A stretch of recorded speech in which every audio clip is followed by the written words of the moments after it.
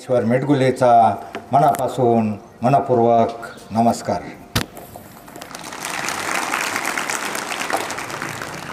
मुलांनो, आजकाल बघा, जो माणूस पायानं चालतो तो ठराविक अंतर गाठतो. तुम्ही कशानं चालता सांगा जरा, कशानं चालता? जो माणूस पायानं चालतो तो ठराविक अंतर गाठतो, परंतु जो माणूस डोक्यानं चालतो तो निश्चितच आपलं ध्येय गाठतो. मी तुम्हाला थोड्याच वेळामध्ये थोडं तरी पायाप्रमाणे डोक्यानंही चालायला शिकवणार आहे. डोक्यानं म्हणजे डोक्यानं बरं का बाई, डोक्यानं म्हणजे नीट सरळ अभ्यासामध्ये डोकं वापरूनच जीवनामध्ये तुमच्यातला प्रत्येकजण चांगला, मोठा आणि यशस्वी माणूस होऊ शकतो. हा विश्वास देण्यासाठी वारकरी साहित्य परिषदेतर्फे मी तुमच्यासमोर उभा आहे.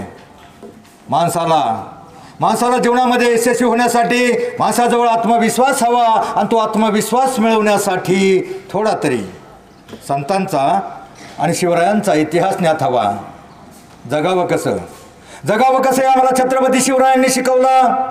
मरावं कसं शंभूराजांनी शिकवलं, आणि वागावं कसं हे संत समाज सुधारकांनी शिकवलं. आता आम्हाला कुठं शंभूराजासारखं मरायचंय का? आम्हाला फक्त छत्रपतींच्या न्यायनीती धर्माप्रमाणे आणि साधू संतांच्या विचाराप्रमाणे वागायचं आहे. जीवनामध्ये माणूस दोनच प्रकारे मोठा होऊ शकतो. किती प्रकारे? एक तर शिकून आणि दुसरं सवरून. शिकून म्हणजे शिक्षण म्हणजे क्षणाला शिकायचं असतं. तुम्हाला पहिलीला एक गोष्ट होती, 2 लहानपणांची शर्यत लागते, आणि त्यामध्ये कोण जिंकतं? ससा चपळ होता तरी कासव का जिंकलं? तर ते थांबलं नाही, त्याला आळस कंटाळा आला नाही, कुठं झोपलं नाही. मग या लहानशा गोष्टीपासून तुम्ही काय शिकायचं? थांबायचं नाही. रोजच्या रोज अभ्यास, गृहपाठ, होमवर्क जर रोजच्या रोज नियमित केला तरच तुम्ही ही जीवनाची शर्यत जिंकणार आहात. मित्रांनो, मी तुम्हाला तुमच्या डोक्यावरून जाईल असं काहीच सांगणार नाही. तुमच्या डोक्यात घुसल, आणि त्यामुळं तुम्ही शिकून आणि सवरून मोठं व्हाल, यासाठीच मी आलेलो आहे. शिक्षण म्हणजे क्षणाला शिकायचं असतं. मुलांनो, शिक्षण म्हणजे सुतावरून स्वर्ग गाठण्याचा मार्ग. लोक महिल्यावर स्वर्गात जाण्याची इच्छा व्यक्त करतात, पण शिकला सवरलेला माणूस या पृथ्वी तलावर स्वर्ग उभा करू शकतो, एवढी ताकद या शिक्षणामध्ये आहे. आणि शिक्षण म्हणजे शून्यातून विश्व निर्माण करण्याचा मार्ग. जरा ताहट बसा फक्त म्हातारा आहे ना, कारण तुमच्या जीवनामध्ये 2 तास महत्त्वाचे असतील, आणि त्या 2 तासामधला हा 1 तास असेल. ह्या 1 तासामध्ये मी तुमची बॅटरी इतकी फुल चार्जिंग करून देणार आहे, कमीत कमी त्या दुसऱ्या तासापर्यंत उतरणार नाही. तो दुसरा तास कोणता सांगू का? आता तुम्ही 12-15 वर्षाचे आहात, बरोबर?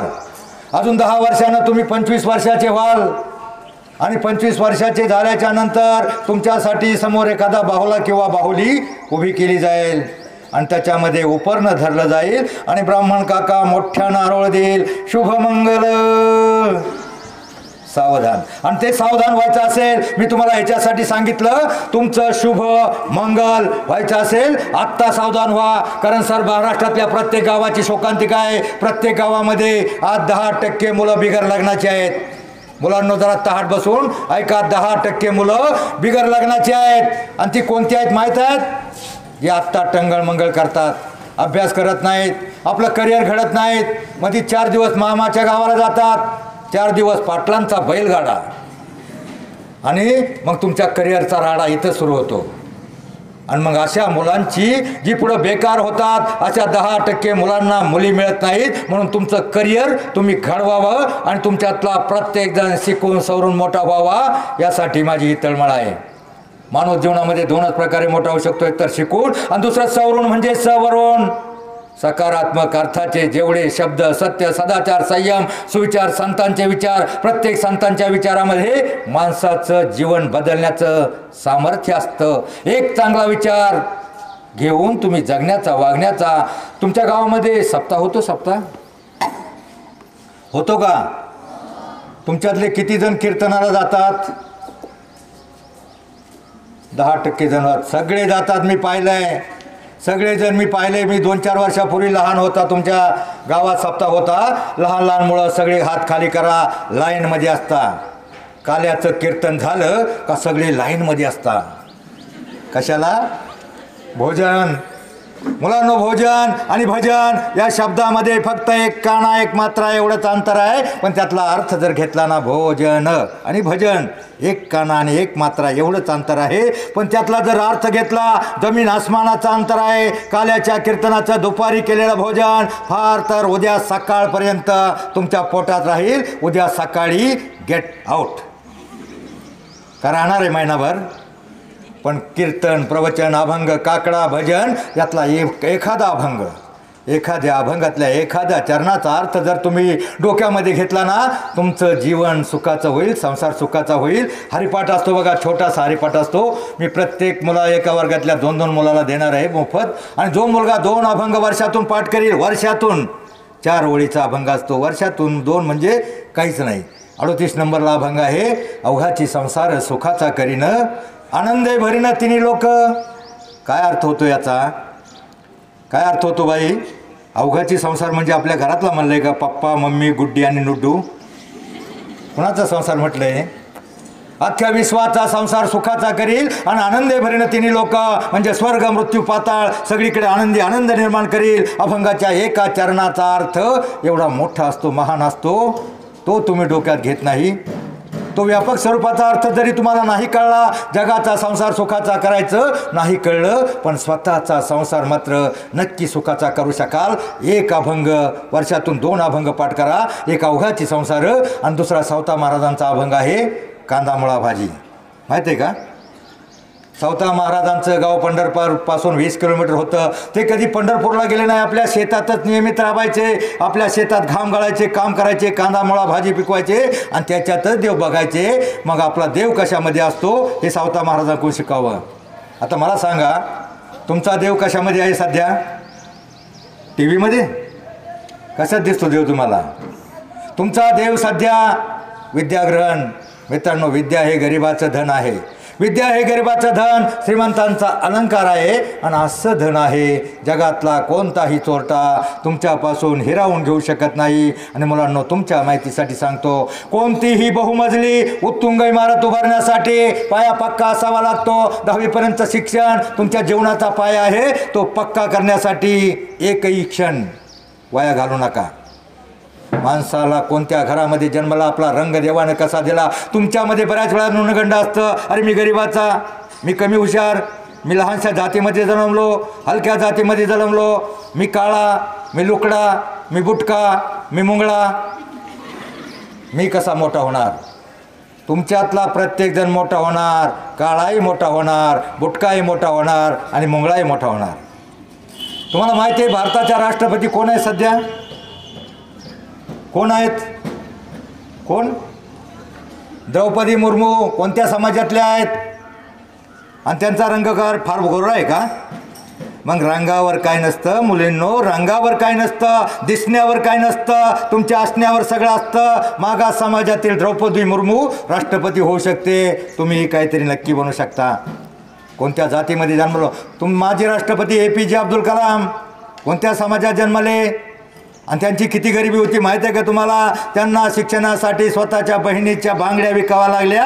तेव्हा ते ग्रॅज्युएट झाले. पेपर टाकून त्यांनी शिकले. पेपर टाकता टाकता ते पेपरची रद्दी पेपरची कात्रणं वाचायचे आणि त्यांच्यामध्ये त्यांनी इतकं अभ्यास केला आणि संशोधन केलं. ते पुढं संशोधक झाले. त्यांना काय म्हणतात? Missile man. त्यामुळं कोणत्या जातीमध्ये जन्माला याच्यावर काय नसतं. तेही जाऊ द्या.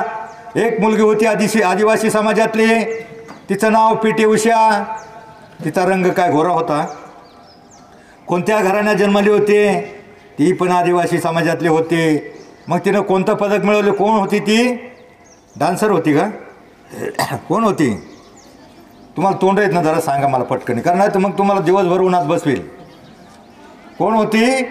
धावपट्टू होती. मुलींनो, तुमच्या माहितीसाठी सांगतो, सतत 2 वर्ष तिचं पदक हुलकावणी देत होतं. फक्त 9 सेकंदावरून ती प्रत्येक दिवशी प्रॅक्टिस करत होती. सकाळी उठायची 6 वाजता. ह्या गावापासून समजा कासारीपासून तळेगाव 5 किलोमीटर, तिचं गाव तामिळनाडूमध्ये होतं. 5 किलोमीटर त्या गावापर्यंत पळायची. तिकडून इकडे 5 किलोमीटर, दररोज 10 किलोमीटर पळायची. आणि ती इतकी प्रॅक्टिस करायची तरी 9 सेकंद कमी पडत होते. परंतु मुलांना एकदा काय झालं, एक दिवशी ती प्रॅक्टिस करत असताना त्या गावामध्ये पोचली. आणि जशी तिकडच्या गावातून मागे फिरणार त्याच वेळेला त्या गावातली 10-15 कुत्री त्यांची कळवंड लागली होती. आणि ती कुत्र्यांची लवकंड जशी ती मागं पळाली तिच्या मागं लागली कुत्री. आणि मग ती कुत्री मागं लागल्यावर तिची चिंगाट पळाली, बुंगाट पळाली, टंगाट पळाली. 9 सेकंद सोडा 15 सेकंद तोडले. मग कशामुळे तोडले? जीवाच्या आकांतानं. त्याला जीवाची भीती वाटली. मग मुलींनो, तुम्हाला जीवाची भीती नाही, तुमच्या मागं कुत्री लागली नाही, पण तुमच्या मागं करिअर आहे. आत्ता तुम्हाला करिअर घडवायची संधी आहे. काय होतं, तुम्हाला प्रत्येकाला मोठं व्हायचं असतं. मोठं व्हायचं का नाही? सगळ्यांना. तुमच्यातला प्रत्येक जण मोठा होऊ शकतो. जगातली कोणतीही शक्ती तुम्हाला मोठं होण्यापासून रोखू शकत नाही. परंतु काय शत्रू आहेत? जगातली कोणतीही शक्ती, अगदी चीन, पाकिस्तान सुद्धा तुम्हाला रोखू शकत नाही. असं होणार आहे का? एखादा चीनचा सैनिक येईल, पाकिस्तानचा आतंकवादी येईल आणि हे बाळ्या काळ्या घालू का गोळ्या, अभ्यास करून कॅप्टन होऊ नको, कर्नल होऊ नको, लेफ्टनंट होऊ नको, कलेक्टर होऊ नको, एखादा पाकिस्तानचा सैनिक म्हणणार आहे का? जगातले कोणतीही शक्ती तुम्हाला मोठं होण्यापासून रोखू शकत नाहीत. परंतु काही शत्रू आहेत आणि ते शत्रू कुठं बाहेर नाहीत. तुमच्या आतमध्ये काही शत्रू दडलेत. कोणते शत्रू आहे तुमच्या आतमध्ये? आळस, कंटाळा, बेफिकिरी, नाही अभ्यास केला तर काय सर थोडंसं बोलतील. मुलांनो, तुमच्या माहितीसाठी सांगतो, सरांचं काही बिघडणार नसतं. तुम्हाला मोठं व्हायचं असेल तर तुमच्या आतले शत्रू पहिले बाहेर काढा. आळस, कंटाळा, बेफिकिरी बाहेर काढा. आणि त्यापेक्षाही भयंकर, डेंजर, महाविघातक तुमचे काही दुश्मन आहेत. तुमचे काही दुश्मन आहेत. कोणते दुश्मन आहेत माहिती आहे तुम्हाला? काय झालं, एका शाळेमध्ये मी गेलो. शाळेमध्ये रामनवमीचा दिवस होता. सरांनी सांगितलं थोडंसं रामायणावर बोला. आता रामायणावर काय 5 मिनिटात बोलता येत नाही, पण मी शॉर्टकटमध्ये सांगितलं. रामायणापासून बरंच शिकायचं असतं. मी रामायण, महाभारत याच्यापासून बरंच शिकायचं असतं, पण ते तुमच्या डोक्यामध्ये बसणार नाही. मी तुम्हाला हरिपाठ फक्त सांगणार आहे, पण मी शॉर्टमध्ये सांगितलं. रामाला वनवासाला जायला सांगितलं, राम निघाला. दशरथानं सांगितल्यावर लगेच रामानं आज्ञा पाळली. आणि मग याच्यापासून काय शिकायचं? पित्याची आज्ञाधारकपणा हे रामायणापासून शिकायचा. तो वनवासाला निघाला. भरत त्याला परत आणायला गेला आणि त्याने सांगितलं, तो आला नाही. मग त्याच्या पादुका गादीवर ठेवून, सिंहासनावर ठेवून राजकारभार केला. आत्ताचा जर एखादा भाऊ असता तर म्हणला आता बरं झालं तो गेला, आता माझं एकट्याचं राज्य झालं. मग रामायणापासून काय शिकायचं? बंधुप्रेम शिकायचं. रामायणामध्ये एक माकड होतं. रामायणापासून काय शिकायचं? बघा, तुम्हाला पुढं गेला तर आर्टला एक विषय आहे, इकॉनॉमिक्स. कॉमर्सला आहे book keeping and accountancy. BBA BCAला आहे बिझनेस मॅनेजमेंट. याच्यामध्ये प्रत्येक विषयामध्ये कमीत कमी भांडवलामध्ये कमीत कमी श्रमशक्ती, कमीत कमी उत्पादन, जास्तीत जास्त उत्पादन करून जास्तीत जास्त फायदा कमीत कमी वेळामध्ये करायचा, हे 3 विषय एका माकडाने शिकवलेत रामायणापासून. तर ताड बसा, फक्त ताड बसा. ते माकडाचं तुम्हाला करामत सांगतो. एका माकडानं मला सांगा, युक्रेन आणि रशियाची लढाई चालू आहे, किती खर्च झाला दोन्ही देशांचा? आपल्या भारताचं 10 वर्षाचं बजेट खर्च झालंय. तर ते माकड सीतेला शोधण्यासाठी गेलं. त्यानं अंगठी, झाडावरनं अंगठी टाकली. अंगठी टाकल्यावर रावणाच्या एकानं सैनिकानं पाहिली, रावणाच्या 2 सैनिकानं पाहिलं. आणि रावणाच्या सैनिकानं पाहिलं, त्या माकडाला पकडलं, रावणापुढं हजर केलं. रावणापुढं हजर केल्याच्या नंतर रावणानं पाहिलं, रावणाचं सिंहासन एवढं उंच होतं आणि त्यापेक्षा त्या माकडानं, ते माकड काय साधन होतं, त्यानं आपल्या सेफ्टीचा हेटोळे करून रावणापेक्षा डबल उंच करून बसला. रावणानं पाहिलं, अरे माकड आपल्या सेफ्टीचा माज दाखवते काय, सेफ्टीनं माझ्यापेक्षा उंच बसलंय, याचा माजच मोडतो, त्याची सेफ्टी जाळून टाकतो. सैनिकाला म्हणलं, जा रे कुठेतरी चिंध्या घेऊन या, कपडे घेऊन या. सैनिक धावले, कपडे घेऊन आले. पण ते माकड काय साधन होतं, ते शेपूट लांबीत चाललं, अर्ध शेपूट उरलं. मग रावणानं सांगितलं, जा रे लंकेतल्या सगळ्या साड्या घेऊन या. म्हटल्यावर ते सगळ्या साड्या घेऊन आले. तरीही एका साडीचं अंतर उरलं, तरीही एक साडी कमी पडली. सगळ्या लंकेतली एकूण एक साडी आणली. आणि मुलींनो, तुमच्या माहितीसाठी काय सांगतो, त्यावेळेला एवढ्या साड्या नव्हत्या. आत्ता जर महिलांच्या कपाटामध्ये बघितलं मी एक कार्टून बघितलं, कार्टून दाखवलं होतं. महिलांच्या कपाटामध्ये एवढ्या साड्या असतात का 365 दिवस एक एक साडी वापरली तरी संपत नाहीत. आणि एका म्हातारीने ठरवलं, आत्ता माझी जुनी साडी घालायची गेल्या वर्षाची. तिनं साडी ओढायला कपाट उघडलं, खालची साडी जशी ओढली तशी वरली थपकी तिच्या अंगावर पडली, म्हातारी खलास. एवढ्या साड्या आत्या असतात त्या रावणाच्या त्यावेळेला एक एकच साडी होती, सगळ्या साड्या संपल्या. एक साडीचा तोटा आला आणि मग कोणीतरी सैनिक म्हणला, अरे लंकेमध्ये सीता आहे, तिची साडी घेऊन या. आणि जसं त्या माकडानं ऐकलं आणि सीतेचं वस्त्रहरण होणार म्हणून त्यानं शेपूट आपसून घेतलं. आपसून घेतल्यावर कोणतरी पाहिलं, अरे शेपूट गेलं. आणि मग सगळ्यांना म्हणले, जा रे आता राखेलचे डबे आणा. 10-15 कॅन्ड आणले, सेफ्टी अंथरली होती लांब, त्या सेफ्टीवर ओतलं आणि मग सांगितलं माचीस आणा. 10-12 सैनिकांनी माचीस इथं पेटवलं, तिथं पेटवलं, तिथं पेटवलं. शेपूट लांब होतं आणि जसं शेपूट पेटवलं तसं त्या माकडानं उड्डाण केलं. पहिलं रावणाच्या महालावर, दुसरं याच्या सैनिकाच्या बांगल्यावर, तिसरं चौथं वाड्यावर, फुड्यावर, प्रत्येक घरावर, झोपडीवर, सगळ्या घरावर त्यानं टेंबा फिरवतात ना असं ते शेपूट फिरवलं आणि सगळी लंका भस्मसात केली. मला सांगा, युक्रेनचा रशियाचा किती खर्च झाला असेल आणि त्या माकडाचा किती खर्च झाला? किती खर्च झाला? साड्या कोणाच्या होत्या? कोणाच्या होत्या? लंकेतल्या. राखेल कोणाचं? रावणाचं. आणि माचीस काडी पेटीसुद्धा त्याचीच. आणि 0 बजेटमध्ये अख्खी लंका जाळली. हे इकॉनॉमिक्स आणि बुक किपिंग, अकाउंटन्सी आणि बिझनेस मॅनेजमेंट तिन्ही विषयाला आदर्श असं एकच उदाहरण म्हणजे ते माकड हनुमान.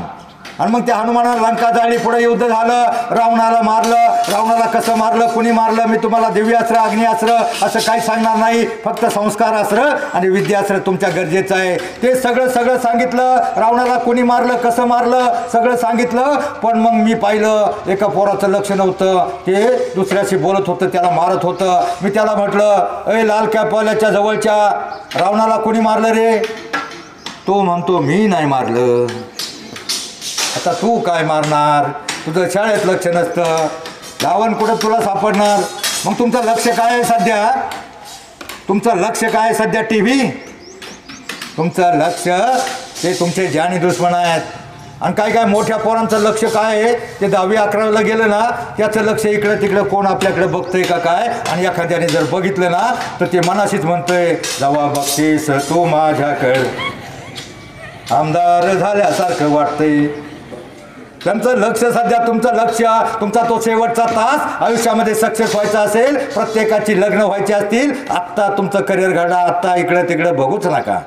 काय झालंय? तुमचा पहिला जानी दुश्मन तुम्हाला फार आवडतो, अभ्यास, गृहपाठ, होमवर्क सोडून 7 ते 7:30, 8 ते 8:30 तुम्ही त्याच्या पुढं टुळू बघत बसता. मी तुम्हाला पहिलं उदाहरण सांगितलं, जो माणूस पायानं चालतो तो ठराविक अंतर गाठतो आणि जो माणूस डोक्यानं चालतो तो निश्चितच आपलं ध्येय गाठतो. पण तुम्ही अशा ठिकाणी डोकं लावल्यात, कोणत्या ठिकाणी? मी तुम्हाला पहिले सांगितलं मुलांना, आमच्या वेळेला अशा हाय शाळा नव्हत्या. 4थीपर्यंत आमचे 41 विद्यार्थी होते. मातीच्या सारा भिंती असायच्या आणि त्या सारवायला लागायच्या. उन्हाळ्याची सुट्टी संपल्यावर 4थीमध्ये गेलो 1965 साली. त्यावेळेला गुरुजींनी सांगितलं, कारण उन्हाळ्यात 2 महिने सुट्टी असल्यामुळं उंदीर, घुशी यांना मोकळं मैदान मिळून सगळ्या बाजूंनी त्यांनी बिळं पाडली. सगळ्या बाजूंना बिळी पाडली. पहिल्या दिवशी गुरुजी आम्हाला काम लावायचे, अरे आत्ता ही बिळं बुजवायला लागतील, मग जा कुठं तरी दगड आणा, टोकदार कपचे आणा. आणि टोकदार दगड कुठं असायचे तर कुठं तरी रानामध्ये एखाद्या विहिरीचं काम असलं, त्या विहिरीच्या खरपातून दगड गोळा करून आणायला पाठवायचे. 41 मुलापैकी 40 मुलं गुरुजींनी सांगितल्यानंतर धूमधकाट पळाली. पण मी थोडा शॉर्टकट, डोकं उलटं वापरलं. अरे मी म्हटलं, अरे 1.5 किलोमीटर विहिरीवर जाण्यापेक्षा मी बाहेरच बघितलं, एक मोठा दगड पडला होता. मी विचार केला, अरे इतकं लांब जाण्यापेक्षा त्या दगडाचाच आपण ठोके पाडून भुगा पाडूया. आजूबाजूला पाहिलं, एक वीट पडली होती. ती वीट घेतली, मी वीट उचलली आणि म्हटलं त्या दगडावर ठोके मारू लागलो. काय झालं असेल बाई? काय झालं असेल? विटेचा भुगा झाला 2 मिनिटामध्ये. एक म्हातारा बाबा चाललं होतं, ते म्हणलं, अरे तुला काय कळतं का नाही? तुला काय अक्कल? विट्यानी पुढे दगड फुटतो का? जरा डोकं वापर, जरा डोकं वापर म्हटल्यावर मी त्या दगडावर 2-4 वेळा डोकं वापरलं. डोकं फुटलं. गुरुजींनी पाहिलं. गुरुजींनी दवाखान्यात नेलं, मलमपट्टी केली, इंजेक्शन दिलं आणि डॉक्टरला पण सगळा माझा पराक्रम सांगितला होता. आणि डॉक्टर म्हणले, अरे तुला काय कळतं का नाही, तुला काय डोकं वगैरे आहे का नाही, विट्यानी कुठं दगडावर कुठे डोकं फोडतात का, डोक्याने कुठं दगड फुटतो का नाही, तुला काय डोकं वगैरे आहे का नाही. मी डॉक्टरला म्हणलं, डॉक्टर तुम्ही मला पट्टी मारली ते माझं डोकं तर आहे. हे मी तुम्हाला हसण्यासाठी सांगितलं नाही, मी तुम्हाला याच्यासाठी सांगितलं. मी त्या दगडावर डोकं फोडून घेतलं होतं माझ्या अजाणतेपणे. ते माझं डोकं, ती माझी जखमसुद्धा राहिली नाही. पण तुम्ही अशा ठिकाणी डोकं वापरता, अशा गोड वस्तूपासून पुढं डोकं वापरता, शायनिंगच्या, काचेच्या, मुलायम नरम लायटिंगच्या वस्तू पुढं डोकं वापरता. माझं डोकं बरं झालं, वळणसुद्धा राहिला नाही. पण तुमची डोकी जर बधीर झाली ना, आयुष्यामध्ये पुन्हा बरी होणार नाहीत. कोणत्या वस्तू पुढे डोकं वापरतात तुमचे ते जानी दुश्मन फार आवडतात तुम्हाला. ते दुश्मन आहेत, शत्रू आहेत, आयुष्यात तुम्हाला मोठं होऊन देणार नाही. कोणते शत्रू आहेत तुमचे, अर्धा तास बघा तुम्ही त्याच्या पुढे बघत असता आणि गृहपाठ होमवर्क सगळं राहिल्यावर सरांना म्हणता माझं डोकं दुखत होतं. पण तुम्ही कुठं डोकं लावलं होतं हे सांगत नाही. कुठं डोकं लावलं होतं, त्या एका पुढं बसून तुझ्यात जीव रंगला. काय मालिका असतात, काय घ्यायचं तुम्ही, त्यात मालिका असतात. पहिले खलनायकाकडे बंब रावणासारखे दाखवायचे. आत्ताच्या खलनायकामध्ये मालिकेमध्ये 2 सुंदर स्त्रिया, त्यांनी खोडी कशी करायची एकीनं आणि दुसरीनं कुरघोडी कशी करायची एवढं शिकायचं. आणि त्या मालिकेची नावं तरी काय असतात बाई, काय नावं मालिकेची. ते जर नाव तुम्ही डोक्यात घेतलं ना, ते सरळ हाताने खात नाही. ते म्हणतात माझ्या नवऱ्याची. मग बायको शिकायची का तुम्हाला नवऱ्याची. मालिका नका बघू टीव्हीतल्या, कमी करा. तुम्हाला वेळ मिळणं, आईला मदत करा, शेतातलं काम शिका, बाहेर खेळा, दौडा, काहीतरी चांगलं करा. पण टी व्हीपासून 99% दूर राहा. एखादी मालिका होती बघण्याजोगी, ती परत आली नाही. त्या मालिकेवरून आपल्या भागात एक खासदार झाला. कोणती मालिका होती ती, स्वराज्य रक्षक संभाजी. देवधर्मान देशासाठी प्राण घेतले हाती. चोरामी सरदार आम्हाला, काय कुणाची भीती. जगुनी मारावं मरुनी जगावं हेच आम्हाला ठावं. 39 दिवस आमच्या राजाचं त्या औरंगजेबानं हाल करून मारलं. त्या औरंगजेबाचं भारतामध्ये कुठं थडगं सुद्धा नाही. पण आमच्या राजांची प्रत्येक वर्षी जयंती पुण्यतिथी साजरी होते.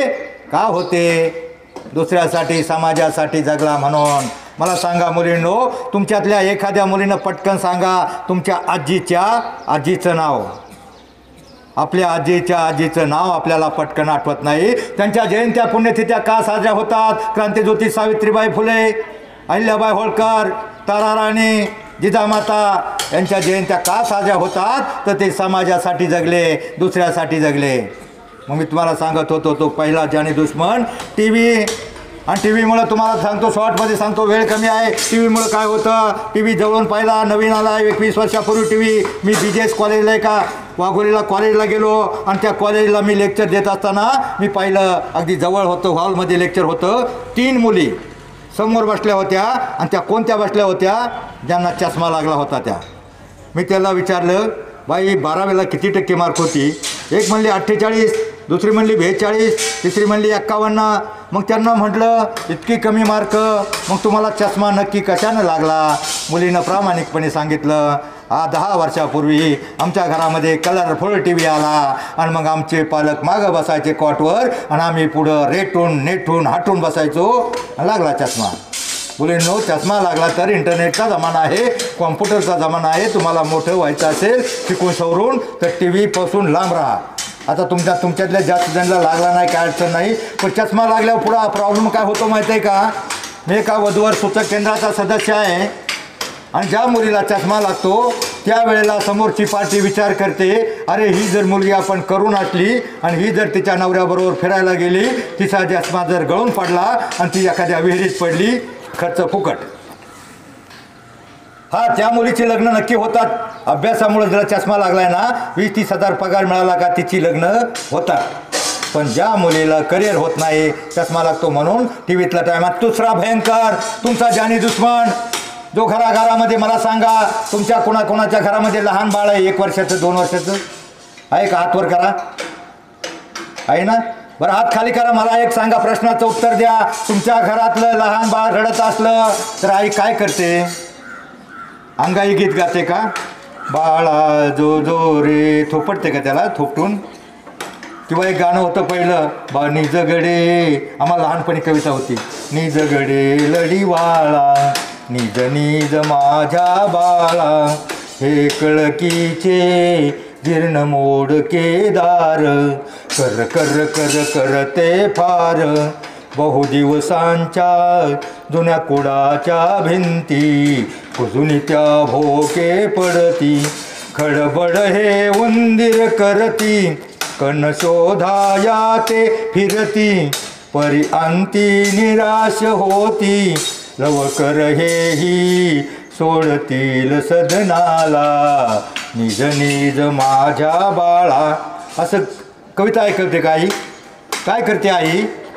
मोबाईलला गाणं लावते आणि त्या लहान बाळाच्या हातामध्ये देते. तो मोबाईल म्हणजे खुळखुळा नव्हे, खेळणे नव्हे. मला सांगा त्या मोबाईलची लाईटिंग किती प्रखर असते, इफेक्टिव्ह असते आणि त्या लहान बाळाच्या डोळ्याच्या आवरणं एवढी नाजूक असतात. 5 वर्षाच्या 7 वर्षाच्या आमच्या सणसवाडीच्या भोसुरे आणि दरेकरांच्या 2 मुलाला चष्मे लागले. पहिलीपासून त्याच्या आईनं मोबाईल हातात दिला, पहिल्या वर्षापासून दिला. आणि मुलगं रडत नसलं तर आईसुद्धा तपास करत नाही. मग ही आई कुठपर्यंत तपास करत नाही? त्या मुलांचे डोळे खराब होईपर्यंत तपास करत नाही. 15 लाख खर्च झाला तरी ते भोसऱ्यांचं मुलगं अजूनही नीट झालं नाही. त्याचं डोकं हँग झालंय, मेंटल झालंय, पागल झालंय. पुण्याला हॉस्पिटल निघालेत, मेंटॉलिस्ट, समुपदेशक, मनोविकार तज्ज्ञ. म्हणून मुलींनो, मोबाईल हा सगळ्यात मोठा जानी दुश्मन आहे. एखाद्या तुमच्या घरामध्ये लहान मुलाला जर आईनं मोबाईल दिला ना तर मुलांनो एक काम करा, त्या मुलाला कळणार नाही. त्याच्या हातातला मोबाईल काढून घ्या आणि कुठंतरी स्विच ऑफ करा आणि कमीत कमी 8 दिवस तो मोबाईल दडवून ठेवा. त्या मुलाचं व्यसन, मला काय कॉलेजला व्यसनमुक्तीवर बोलायला सांगितलं. मी म्हटलं जुनी व्यसनं होऊन गेले. 20 वर्षाचं 25 वर्षाचं पोरगं झालं का कुठेतरी काहीतरी गुटखा बिटका खायला शिकायचं. पण आत्ता व्यसन त्याची आई त्याला लावते आणि पहिल्याच वर्षी लावते आणि त्याची आई उलट सांगते का आमचं पोरगं मोबाईल हातात दिल्याशिवाय जेवत नाही. मग मोबाईल हा सगळ्यात मोठा दुश्मन आहे. आणि पहिल्या वर्षी काय झालं सर? पहिल्या वर्षी मोबाईल आला आणि पहिल्या वर्षी 25% ॲक्सिडंट त्या मोबाईलमुळं झाले. एखाद्याला फोन आला का तो गाडी चालता जसं काय त्याला इंदिरा गांधीचा फोन येणार होता, चालता फोन उचलायचा, हॅलो, आणि पुढे धडकला. 25% ॲक्सिडंट मोबाईलमुळं झाले. आणि दुसरा, मुलींच्या जीवनामधले 25% ॲक्सिडंट मोबाईलमुळं होतात. काही मुलींना तर एवढा मोबाईलचा नाद आहे. एक 10वीची मुलगी की अगदी मोबाईल गोधडीत घेऊन झोपायची, गोधडीत मोबाईल. आणि तिला इतका नाद, ते गाणं होतं बघा, याड लागलं आहे का गाणं, चालताना बोलताना मोबाईलच्या हातात, झोपेतही सपनातही हेडफोनच्या काना. एक पोरगी शाळेत निघाली, मोबाईलच्या नादात मळ्यात पोचली. आई म्हणली काय ग ठमी, आज शाळा नाही का? आणि मग ठमी म्हणती याड लागलं रे, याड लागलं. इतकं याड मोबाईलचं नको. मोबाईल ही गरज आहे. मोबाईलमुळं 99.99% लोक भिकारी होत चालले आहेत. 99.99% लोक भिकारी होत चालले आहेत. फक्त 8 लोक श्रीमंत होत चालले आहेत. एका घरामध्ये 4-4, 8-8 मोबाईल आहे. 2,000-3,000 रुपये एका घरातून मोबाईलचं बिल जातं. 1,000 रुपये लाईटीचं बिल आलं. आमचा बाप लाईटीच्या ऑफिसमध्ये जातो आणि म्हणतो साहेब 2च बल्ब आहेत, एवढं कसं? पण इथं मोबाईलला 2-3 हजार एका घरातून जाताना आम्हाला दुःख वाटत नाही. 99.99% लोक भिकारी होत चालले. फक्त 8 लोक श्रीमंत होत चालले. कोणती ती लोक माहीत आहेत? Tata, Reliance, Ambani, Adani, Vodafone, idea. काय आयडिया काढली त्यांनी? एक वायर खाऊन दिली आणि म्हणतात जिओ, आणि ठार मारायला लागले. आणि आम्ही स्लोली गरीब होत चाललो आहे. मी तुम्हाला एकच उदाहरण सांगतो. उद्या तुम्ही कॉलेजला जाल, कॉलेजला गेल्यावर मोबाईल ही फक्त गरज आहे, शैक्षणिक गरज म्हणून मोबाईल वापरा. फक्त काय झालं, कोरोनाच्या काळामध्ये मुलांना मोबाईलचं लायसन मिळालं. मोबाईल हातात आला, पहिला आम्ही हातात देत नव्हतो पालक लोक. मोबाईल हातात आल्यावर आपली पोरं तरी थोडा वापर केला, पण मुंबईसारख्या ठिकाणी त्यांना बाहेर पडता येत नव्हतं, कारण तिथं लॉकडाऊन होतं. बाहेर जर मुलगं पडलं तर त्याच्या मागून दंडुकं पडत होतं पोलिसाचं. मग त्यांनी काय केलं, 1 तास ऑनलाईन शिक्षण आणि 7 तास ऑफलाईन शिक्षण. त्यानं इतक्या गाड्या पलटी केल्या, इतकं मोबाईल त्यानं वापर केला का 12% 10% मुलांची मधल्या मुलांची डोके हँग झाली, मुलं पागल झाले, मेंटल झाले. म्हणून मोबाईलचा वापर थांबवा. अगदी बिलकुल फक्त गरज, शैक्षणिक गरज म्हणूनच वापर करा. आणि काय झालं, आता 10वीच्या मुली आहेत, उद्या तुम्ही 11वी 12वी व्हाल, उद्या कॉलेजला जाल. उद्या कॉलेजला गेल्यावर लहान मोबाईल वापरा, गरजेपुरता वापरा. कारण तिथं गेल्यावर कॉलेजच्या बाहेर हिरो बसले असतात. आपली भारतीय संस्कृती आपल्या लेकी बाळींना पळवून अरब राष्ट्रामध्ये फसून विकलं जातं. एक मुलगी 20-25 लाखाला विकली जाते आणि त्या मुलींना कल्पना नसते. त्या प्रत्येक कॉलेजच्या बाहेर मोबाईल शॉपी त्यांना थाटून दिली जाते आणि तो हिरो वाटतो, आपल्या मुलींना वाटतो तो बरा हिरो आहे. 20,000 रुपये मोटरसायकल त्याला दिली जाते आणि त्याला एकच काम असतं, कोणती मुलगी, एक मुलगी पटवायची. महिन्याला एक मुलगी तो फसून बाहेरच्या राष्ट्रामध्ये नेऊन नक्की विकतो. एक 3 वर्षापूर्वीची गोष्ट आहे. पेरण्या फाट्याची मुलगी वाघोलीच्या कॉलेजला होते, आजही तिच्या बापाचा नंबर देतो. पेरण्या फाट्याची मुलगी वाघोलीच्या कॉलेजला जायचे, तिथं तिला हिरो भेटला. कॉलेजच्या बाहेर मोबाईल शॉपीमध्ये ती मोबाईल रिचार्ज करायला जायची. त्यानं मुलानं ओळख काढल्यावर तो नेमका हेरतो, अरे यातली कोणती मुलगी साळसूद आहे, पटण्याजोगी आहे, गटण्याजोगी आहे.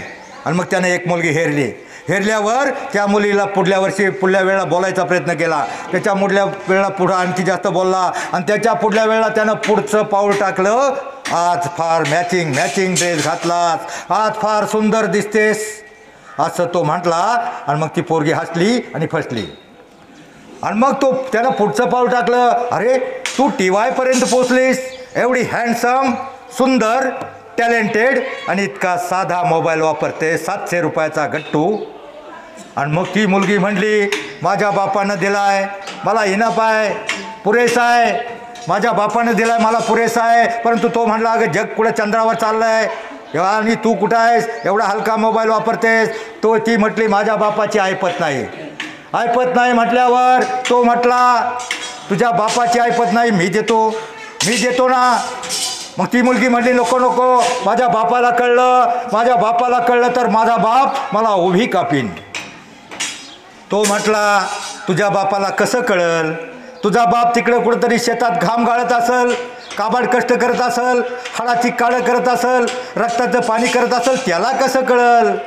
आणि मग त्या मुलीच्या मनामध्ये त्या सीतेप्रमाणे मोह उत्पन्न झाला. रामायणामधलं एक उदाहरण, सीता वनवासात होती. जरा ताट बसा, कंटाळा आलाय का मुलींनो? कंटाळा आल्यावर सांगा बरं का. नाही ना मुलांनो, कंटाळा आलाय का? नाही ना. मग ती सीता वनवासात होती. सकाळच्या वेळेला स्नान संध्या करून केस मोकळे सोडून बसलेली असताना तिने एक हरण पाहिलं.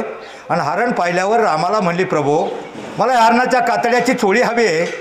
हरणाच्या कातड्याची चोळी हवी म्हणल्यावर रामाला वाटलं, अरे एवढं राजवैभव त्यागून आपल्याबरोबर वनवासात आली, हिची एवढी इच्छा का पूर्ण करू नये. आता मुलींनो, मला नीट प्रश्न आहे का माझा, सीतेला वनवासामध्ये त्या हरणाच्या चकचकी चोळीची गरज होती का? पण तिच्या मनामध्ये मोह उत्पन्न झाला, तसा त्या मुलीच्या मनामध्ये मोह उत्पन्न झाला. आणि ती म्हटली, नको. तो म्हटला, तुझ्या बापाला नाही कळणार. मग तिच्या मनामध्ये तिचं मन व्हायबल झालं, तिचं मन द्विधा झालं. पण ती म्हणली, नको, तू मला मोबाईल न्यायला पुण्याला नेशील आणि मला भीती वाटते म्हणल्यावर तो म्हटला, तो काय डायलॉग आहे, सोनू तुझा माझ्यावर भरोसा नाही का. सोनूचा भरोसा नव्हताच, पण सोनूच्या मनामध्ये मोह उत्पन्न झाला होता. ती म्हटली, तिचा भरोसा नव्हता, पण तिच्या मनामध्ये वाटलं आपल्याला भारी मोबाईल मिळेल. मग मोह उत्पन्न झाला, लोभाला प्रलोभनाला बळी पडली आणि त्याच्याबरोबर पुण्याला गेले. आणि तो 20,000 रुपये पुण्याला घेऊन गेला. 18,000चा मोबाईल घेतला. आता किती उरले? गणित येतं ना तुम्हाला? 18,000चा मोबाईल घेतला. आता मुलगी पुण्याला नेली म्हणल्यावर त्याला बिगर काहीतरी चारलं पाहिजे ना. उपाशी कशी आणायचं? एवढी वडापाव खायची अवकात नव्हती त्याची, पण त्याने एका 5 स्टार हॉटेलमध्ये नेलं. तिथं त्याला नाश्ता पाणी चारलं आणि बिल आलं 1800 रुपये. आता हिशेब सांगा किती उरले? 200 रुपये यायला 80 रुपये लागत होते. पुन्हा ते पेरणे फाटा 80 रुपये लागत होते. आता त्यानं शाणं व्हायचं आहे का नाही? गपचीप बस पकडायला यायचं. पण त्याने अजून त्या मुलीवर भाव खाण्यासाठी शायनिंग केली. त्या मुलीला म्हणतो आईस्क्रीम खाओगी, आणि मग ती पण म्हणली हा हा. बोंबाले 180 रुपये गेले. आता किती रुपये उरले?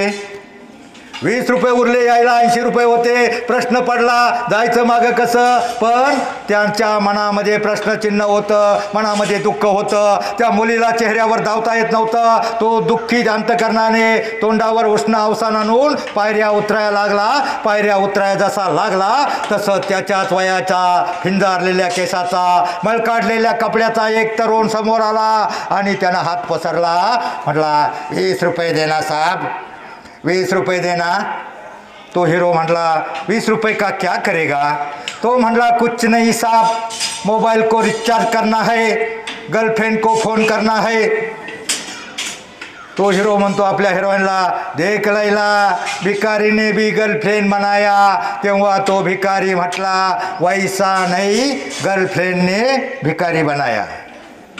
प्रत्येक पिढी भिकारी बनत चालली. 15 ते 35 पिढी अतिरेक झाला, भिकारी होत चालली. म्हणून मोबाईलचा उपयोग फक्त भिकाऱ्याला 100% आहे. तुम्हाला फक्त 50% चांगल्या गोष्टीसाठी मोबाईल आहे. भिकाऱ्याला कसं? आपली लोक बघा तीर्थाला जातात, काशीला जातात ना काशी करायला. आपली लोक काशी करायला जातात आणि त्यावेळेस 7-8 गाड्या एकदम घाटावर उतरल्या तर इकडला भिकारी तिकडल्या भिकाऱ्याला फोन करतो, अरे लवकर इकडे या सगळेजण, इकडं लय गिऱ्हाईक आलंय. म्हणजे भीक मागण्याच्या धंद्यासाठी फक्त भिकाऱ्याला 100% उपयोग आहे. तुम्हाला फक्त शैक्षणिक गरजेपुरता, अर्जंट गोष्टीपुरता एवढाच मोबाईल वापरा. आणि म्हणून तुमचा दुसरा जानी दुश्मन मोबाईल. आणि तिसरा जानी दुश्मन बाहेरची पलीकडली जी मागलं पोरं आहेत. मी एका वरातीला आलो होतो. यातली काही कासारीची पोरं फार चलाक आहेत. वराती पुढं अगदी मस्त नाचतात. कोण कोण चांगलं नाचतं वराती पुढं? हातवर करा. वराती पुढं सगळे नाचतात. त्याच्याकडे बघू नका. मी पाहिलं एकदा एवढी पोरं वाकडी तिकडी नाचतात. एखादं लग्न वेळव लावायचं असतं आणि त्यांना जर पुढं सारलं ना ते मागं डोकं लावतात, पुढं सरतच नाहीत. आणि तुमच्या माहितीसाठी मुलांना ऐका, मागा एका मित्राचा मुलगा, हडपसरच्या कामगाराचा मुलगा, 12वीला 95% मार्क होते. पण त्याला 8वी 9वी पासून एक वाईट नाद होता. पुन्हा गावामध्ये डीजे आलं कुणाचंही असू ते जेवायचं, अर्ध सोडायचं, मागं हात पुसायचं आणि तिकडं जाऊन एवढं धूम तकाट नाचायचं, एवढं वाकडं तिकडं नाचायचं, बघणाऱ्या बाईला लाज वाटावी.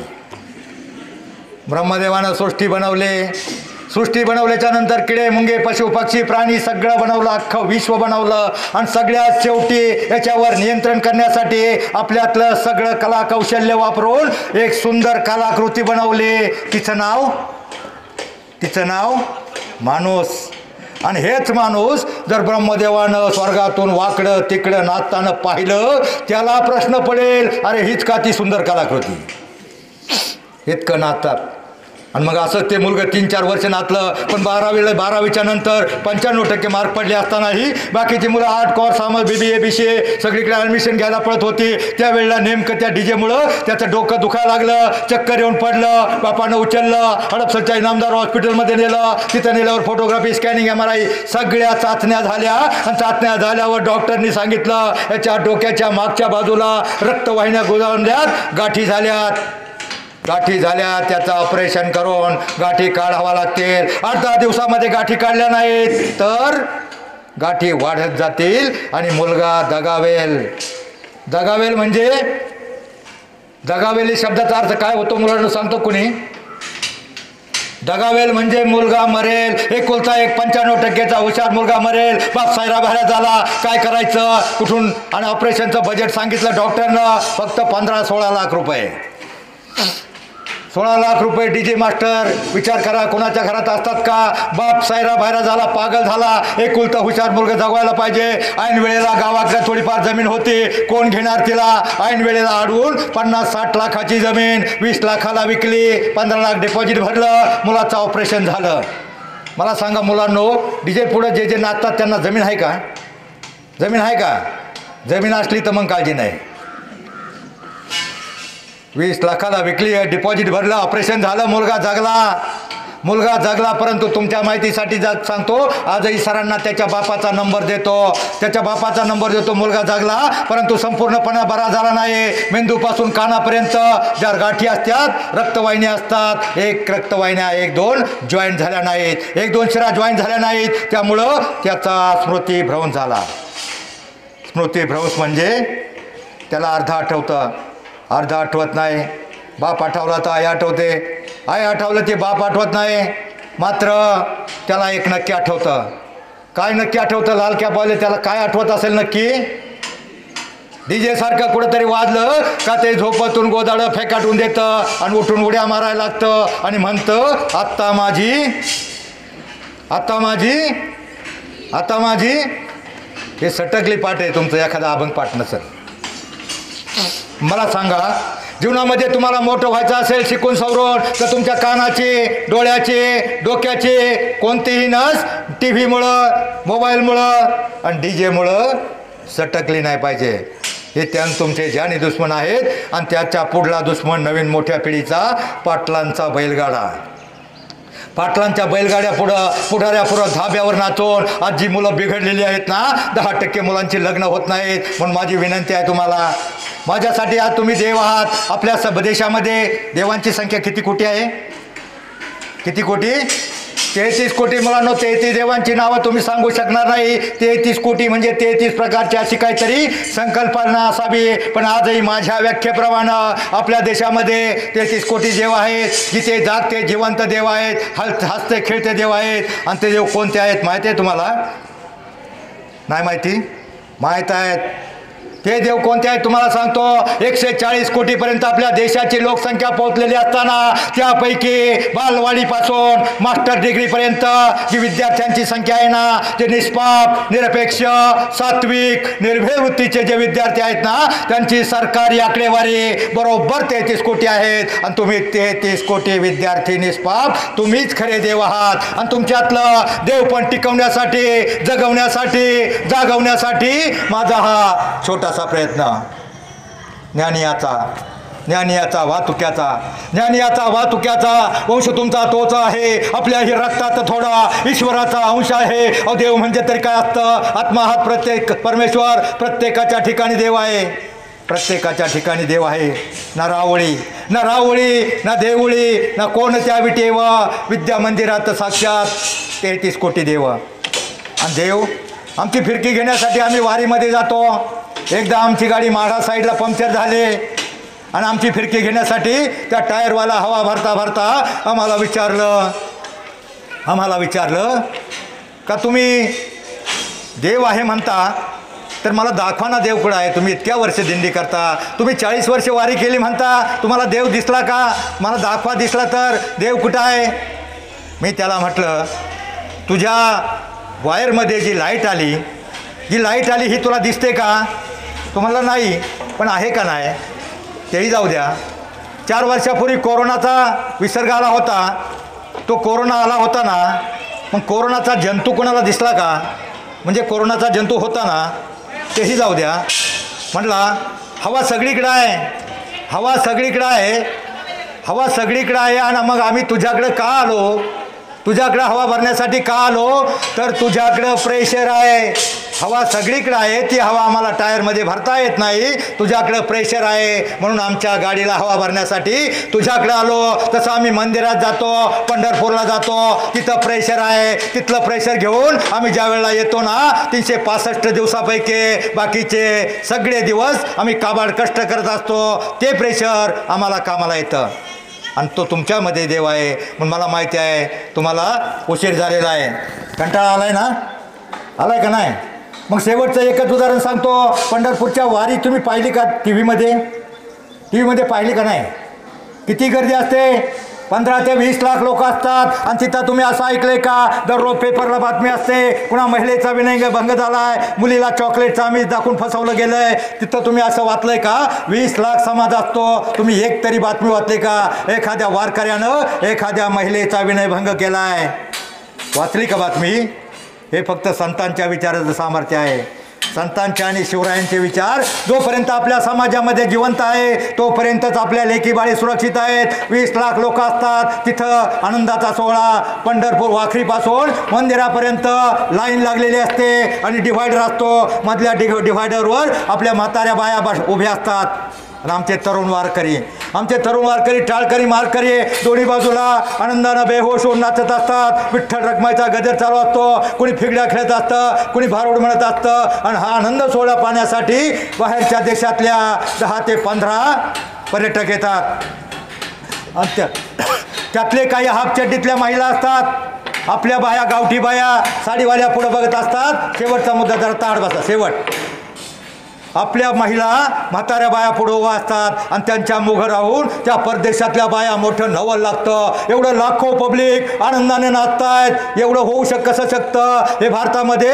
एवढं होऊ कसं? एवढा आनंद, एवढं नवलाईनं ते पाहत असतात. त्यांना आश्चर्य वाटतं. आणि आपल्या गावठी बायाच्या मागून टोकावून त्या बुटक्या बाया, हाफ शर्टवाल्या बाया बघतात आणि मोठ्यानं आपल्यात म्हणतात, हो वंडरफुल, हो वंडरफुल. आमची एक गावठी बाई म्हणते, ए भावाने हे वंडरफुल नाही पंढरपूर आहे. मग आपली भारतीय संस्कृतीचा त्यांना बाहेरच्या देशातल्या लोकांना एवढा अभिमान आहे, एवढं नवल वाटतं. मग आम्हाला ते काय नसावं? मी तुम्हाला फक्त आता माझ्या शेवटला एका अभंगातून तुम्ही काय घ्यायचं? भजन, अभंग, मीराबाई, जनाबाई, मुक्ताबाई, बहिणाबाईंच्या कविता मास्टर डिग्रीपर्यंत आहेत. मीराबाईचं भजन 2 ओळी मागं म्हणा, शेवट गोड करूया. म्हणाल का मोठ्यानं? जैसी लागी लगन मीरा हो गई मगन, वो तो हरी हरी हरी गुण गाने लगी. पार पोरं दमली. याच्यातून जाऊ द्या, मी हे भजन तुम्हाला याच्यासाठी म्हणायला सांगितलं काय अर्थ होतो याचा आणि याच्यातून तुम्हाला काय घ्यायचंय. जैशी लागी लगन म्हणजे मीराबाईला श्रीकृष्णाच्या भक्तीची एवढी गोडी आवड निर्माण झाली होती, तशी गोडी जर तुम्हाला अभ्यासाची निर्माण झाली आणि मीरा हो गए मगन म्हणजे मीराबाई श्रीकृष्णाच्या भक्तीमध्ये एवढी लीन तल्लीन मग्न झाले होते, तसे जर तुम्ही अभ्यासामध्ये मग्न झाला तर जगातली कोणतीही शक्ती तुम्हाला मोठं होण्यापासून रोखू शकत नाही. आता तुम्हाला असं मुळमुळीत भजन नको. तुम्हाला सावता महाराजांचं एक भजन 2 ओळी मागं म्हणा फक्त. कांदा मुळा भाजीच्या ऐवजी दुसरं सांगतो जे तुम्हाला डीजेच्या चालीव लागतं. छुन्नुक छुन्नुक टाळ वाजवी म्हणा मोठे जरा. पाटामधलं पाणी रानपाखरा संग गातो,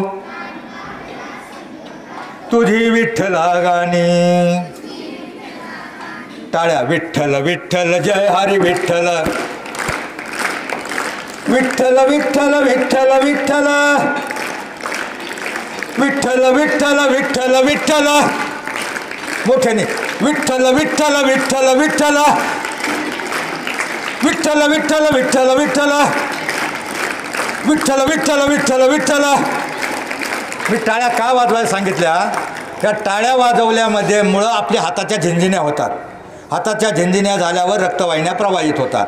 आणि विठ्ठल विठ्ठल हा शब्द उच्चारला जरा मोठ्यानं तर आपल्या अंतकरणापासून रक्तवाहिन्या आतल्या पोटामध्ये दाब येतो आणि तिथून रक्तवाहिन्या प्रवाहित होतात. जर तुम्ही 5 मिनिट दिवसातून फक्त चालला किंवा पळला आणि त्यानंतर 5 मिनिट शांत राहून एखादं भजन म्हणला आणि एखादा अभंग म्हणून विठ्ठल विठ्ठल म्हणला आणि टाळ्या वाजवल्या तर आयुष्यामध्ये तुम्हाला BP, शुगर, रक्तदाब, मधुमेह, कोलेस्ट्रॉल आणि अटॅक येणारच नाही. तुम्ही नाक्यावर बघा, हे तुम्हाला मी गमतीसाठी नाही सांगत. नाक्यावर बघा, कोरोनाच्या काळामध्ये मोठे शेठ सावकार गेले, श्रीमंत गेले, व्यापारी गेले, पैसेवाले गेले, पण नाक्यावर भीक मागणारा टाळ्या वाजवून आपल्याला पैसे मागतो ना, काय म्हणतात त्याला? किन्नर. एकही हिजडा गेला नाही. मी हिजडा म्हणून नाही, पण टाळीमध्ये एवढं सामर्थ्य आहे, विठ्ठल नामामध्ये एवढं सामर्थ्य आहे, आपल्या भारतीय संस्कृतीमध्ये एवढं सामर्थ्य आहे. आयुष्यातून फक्त तुमचे जानी दुश्मन, मोबाईल, TV, DJ, पाटलांचा बैलगाडा आणि कोणत्याही पुढाऱ्याबरोबर धाब्यावर जेवायला जाऊन बिघडू नका आणि मुलींना आयुष्यामध्ये लक्ष्मण रेषा ओलांडू नका. बस शेवटला एवढंच सांगतो, आयुष्यामध्ये जगा इतकं आयुष्य कमी पडेल, शिका इतकं डिग्र्या कमी पडतील, हसा इतकं आनंद कमी पडेल. दौडा असे कमनशिबाचा फासा निखळून पडेल. परंतु मुलांनो, प्रयत्न इतका करा, अभ्यास इतका करा, त्या विठ्ठलाला, पांडुरंगाला, परमेश्वराला, ह्या देवांना तुम्हाला देणं भागत पडेल, देणं भागत पडेल. बस जाता जाता जाता जाता सूर्यानं प्रतिप्रश्न केला, जाता जाता सूर्यानं प्रतिप्रश्न केला, माझ्यानंतर या जगाला कोण प्रकाश देईल? त्यावेळी चंद्र शरमला, मोठमोठे तारे नरमले. एक पंथी समोर येऊन म्हणाली, प्रभो माझ्या परीनं मी नक्की प्रयत्न करेल. त्याच वेळेला माझ्यासारख्या एका ध्येयवादी पत्रकारानं ठरवलं, त्याच वेळेला माझ्यासारख्या एका काजव्यानं ठरवलं, कुठं तरी कानाकोपऱ्यात जाऊन लुकलुकेल, अज्ञानाच्या अंधाराला प्रकाशाचं अस्तित्व दाखवूनच थांबेन, दाखवूनच सारेन. जय हिंद, जय महाराष्ट्र.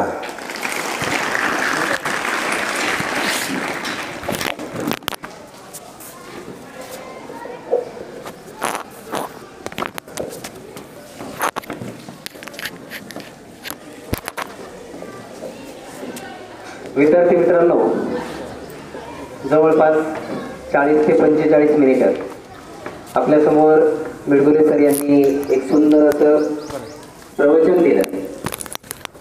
आणि अध्यात्माचा महिमा काय असतो?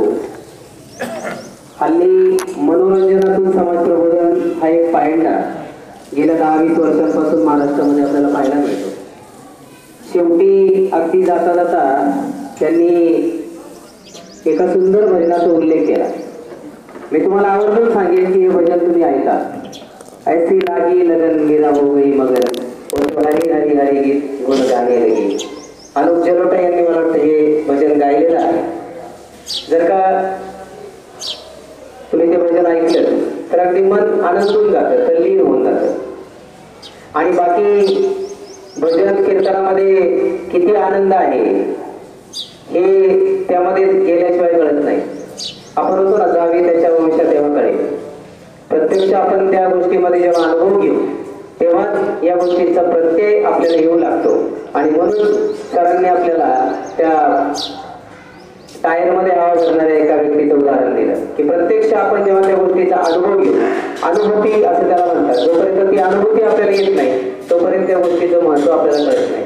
आज आपण दररोज शाळेमध्ये येतो, परंतु शाळेत येणार आपल्या समोर असणाऱ्या अभ्यासाचं महत्व काय आहे हेही आपल्याला त्याचा परिपूर्ण विचार केल्याशिवाय कळत नाही. आणि म्हणून आपण सगळ्यांनी या गोष्टीमधून बोध घ्यावा अशी सूचना मी आपल्या सर्वांना करेन. या पुढच्या काळामध्ये ज्या त्यावेळी अशा प्रकारची प्रवचनं किंवा व्याख्यानं आयोजित होतील त्या त्यावेळी अतिशय एकाग्रपणे आपण ती ऐकावी. आपल्याकडेही बघतो आपण की काही विद्यार्थी जेव्हा भाषण करायला लागतात तेव्हा अगदी अंगावर काटा येतो आणि ते त्या भाषणातलं सामर्थ्य, ते त्या वाणीतलं सामर्थ्य, हे असंच सामर्थ्य आपल्याकडे यावं अशा प्रकारची अपेक्षा या ठिकाणी व्यक्त करतो.